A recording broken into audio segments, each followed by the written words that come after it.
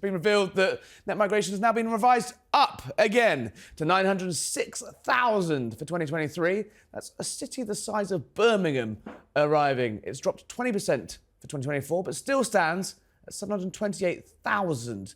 That's completely unsustainable, isn't it, Fraser?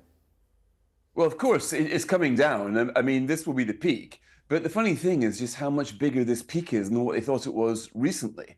I mean, the city of size of Birmingham might have come in, as you say, but you can bet the house building has not been that of a city the size of Birmingham. So there are obviously practical things here. But what really strikes me here is that after the new Brexit system that we got, where everybody, whether they're American, Australian, or French or German, are all supposed to come for the same kind of visa system on a salary basis, how the officials had absolutely no idea not just how many would come, but how many had come. Even now, we're trying to get a handle on how many actually arrived during the last year of Conservative government, and the answer seems to be almost 1 million.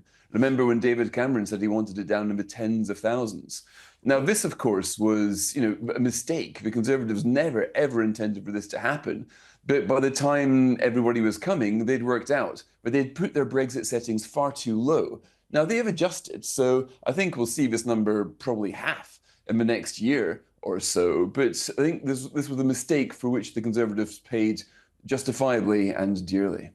James Cleverly, Rishi Sunak, they have the scars on their back of the last year of trying to get some of those restrictions on things like salary thresholds, bringing in dependents. I mean, the political capital they had to spend to just get the number down by 20%.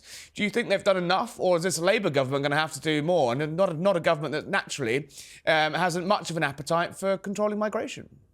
Oh, I think the Labour government will have to do more. I mean, the things which blindsided the Tories, for example, was not so much the people coming in individually, it's their dependents, their spouses, the families that were bringing in, even by students. That completely threw them. So what you need to adjust there is, for example, the earnings threshold for somebody's spouse. Now, the government hasn't yet accepted the recommendations to increase this to the mid-30s, but I think they're probably going to have to. Of course, the question now is how much can you rely on the forecast that this is going to come down quite quickly? If you look at the Office of Budget Responsibility, they say it's fine, it's coming down really fast, although it's going to settle at 300,000 a year, which isn't exactly very low.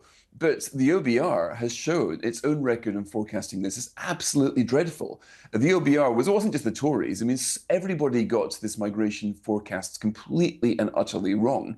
And it suggests that no matter what you think the number is going to be, the real number is going to be a lot higher.